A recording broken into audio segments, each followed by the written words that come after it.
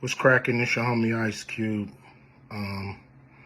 Just wanted to address a few things. You know, everybody been checking out the internet. My man Katt Williams. First of all, I just want to say, we shot that movie over 20 years ago. So, people have different perspectives, and it's been a long time. I also want to say, every comedian that I've worked with, every comedian that I've put in a movie, I only put them in the movie because I thought they was funny. I thought they was perfect for the part. I tried to put them in a position to win. That's what it's all about, I look at from, Chris Tucker and Bernie Mac and Mike Epps, Katt Williams, Ricky Smiley, Michael Blackson, Cedric, Kevin Hart. All these guys I know are funny as hell. I didn't discover them. They were doing their stand-up or doing their thing, and I knew that they were great and that they could act, and that if I have an opportunity, I was gonna give them an opportunity. To me, that's what it's all about. As far as specific things, Katt was 100 on a few things.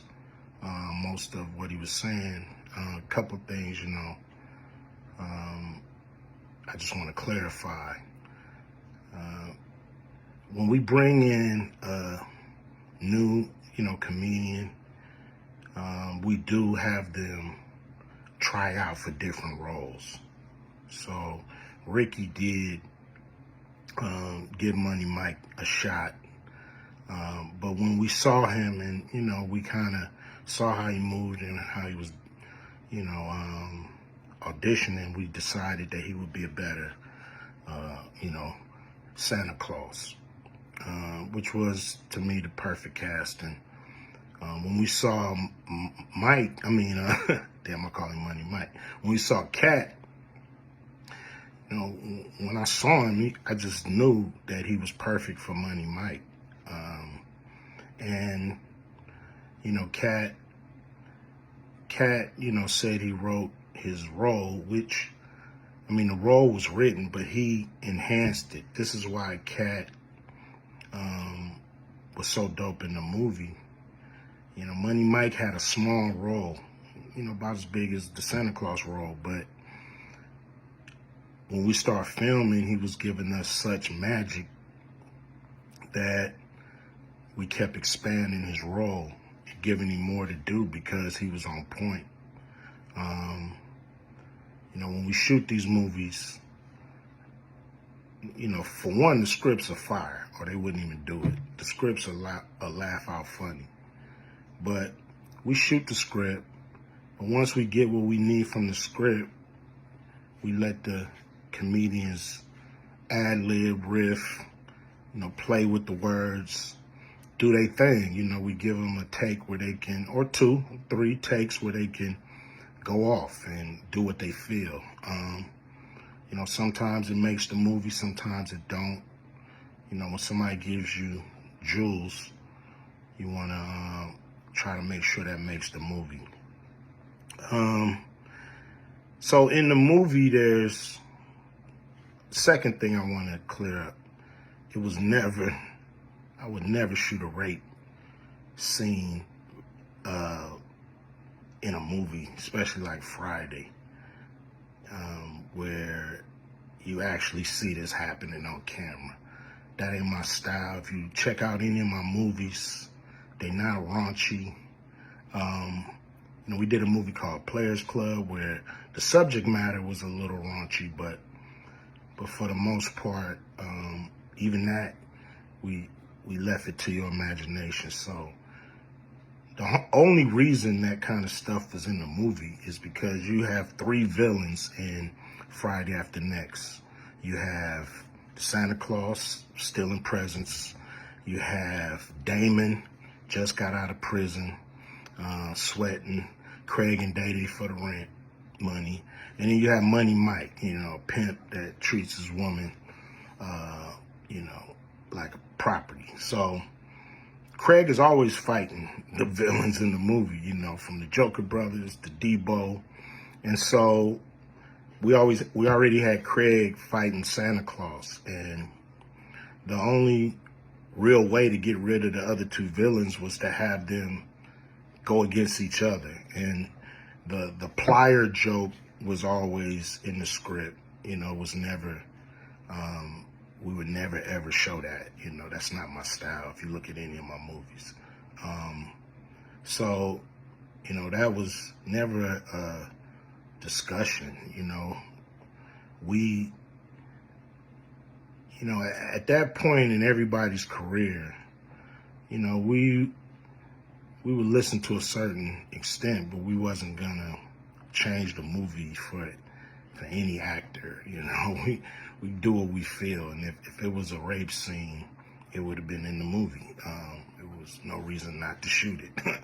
But that's not my style. I don't even like that kind of shit in movies, on camera. And so, that was, to me, a little discrepancy there.